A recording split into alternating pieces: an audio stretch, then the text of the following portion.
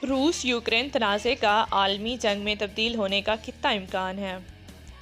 آئیں سیدھی بات کریں، کیا ہم تیسری عالمی جنگ کی ابتدا کر رہے ہیں؟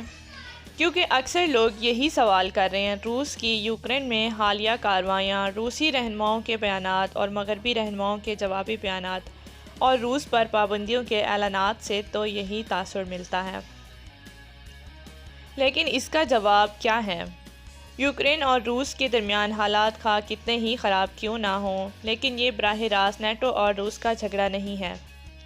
در حقیقت جب امریکہ اور برطانیہ نے روس کی جانب سے اتنی بڑی تعداد میں فوجیوں کو یوکرین کی سرحد پر لانے کا عمل دیکھا تو اس پر مایوسی ظاہر کی اور دونوں ملکوں نے یوکرین میں موجود اپنے فوجی تربیت کاروں اور مشیروں کو فوراً واپس بلا لیا۔ امریکی صدر جو بائیڈن نے رواں ماہ کے ابتدا میں کہا تھا، عالمی جنگ تب ہوگی جب امریکی اور روسی فوج ایک دوسرے پر فائرنگ کر رہے ہوں گے۔ صدر بائیڈن نے واضح طور پر کہا تھا کہ یوکرین میں صورتحال جیسی بھی ہو، وہ امریکی فوجیوں کو یوکرین کی سرزمین پر تعینات نہیں کریں گے۔ ایسی صورت میں آپ کو کتنا پریشان ہونا چاہیے، اس کا انحصار اس بات پر ہے کہ آپ کون ہیں، کہاں ہیں اور روس کا اگلا قدم کیا ہوگا۔ اگر آپ یوکرینی فوجی ہیں اور ملک کے مشرقی سرحد پر تعینات ہیں تو آپ یقیناً ایک خطرناک صورتحال سے دوچار ہیں۔ اسی طرح لاکھوں یوکرینی باشندوں کو بھی پریشانی لاحق ہے۔ یہ بحران ان کی زندگیوں کو کیسے متاثر کر سکتا ہے؟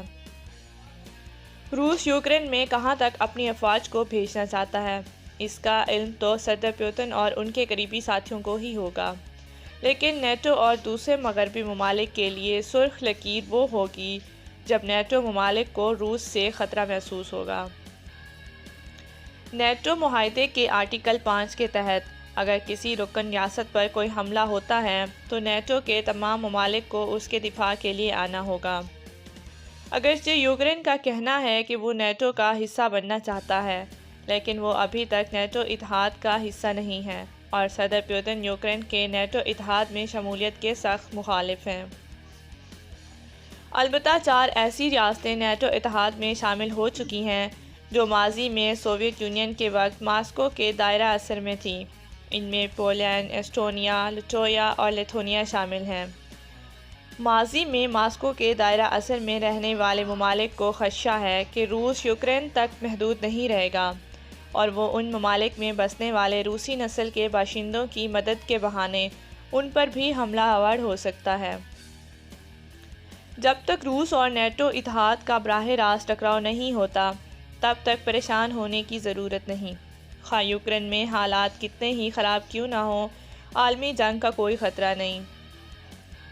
لیکن ہمیں یہ نہیں بھولنا چاہیے کہ روس اور امریکہ کے پاس 8,000 قابل استعمال جوہری ہتھیاروں کا ذخیرہ ہے، لہٰذا خطرات بہت زیادہ ہیں۔ سرد جنگ کے زمانے میں استعمال ہونے والا لفظ میوچولی ایشورڈ ڈسٹرکشن، یعنی جوہری ہتھیار کو پہلے استعمال کرنے والا اور جس پر جوہری ہتھیار استعمال ہوا ہو، دونوں کی مکمل تباہی یقینی ہے، کا اصول آج بھی لاگو ہوتا ہے۔ برطانوی فوج کے سینئر ذرائع کے مطابق صدر پوتن نیٹو پر حملہ نہیں کریں گے اور یہ کہ وہ صرف یوکرین کو بیلاروس کی طرح ایک اطاعت گزار ریاست بنانا چاہتے ہیں۔ لیکن سب سے اہم بات یہ ہے، صدر پوتن کیا سوچ رہے ہیں؟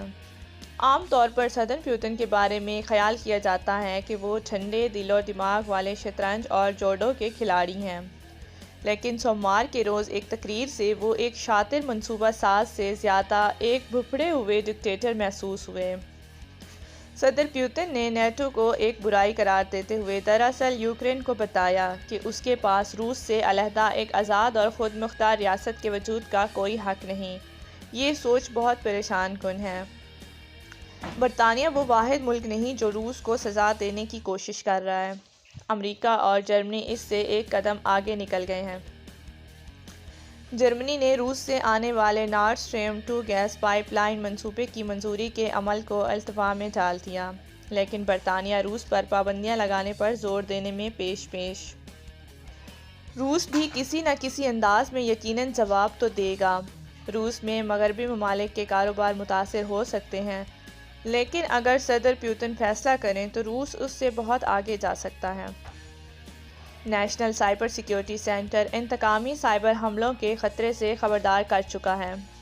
یہ حملے جن کا کسی کو مورد الزام ٹھہرانا مشکل ہوتا ہے، ان میں بینکوں، کاروبار، افراد اور اہم انفراسٹرکچر کو نشانہ بنایا جا سکتا ہے۔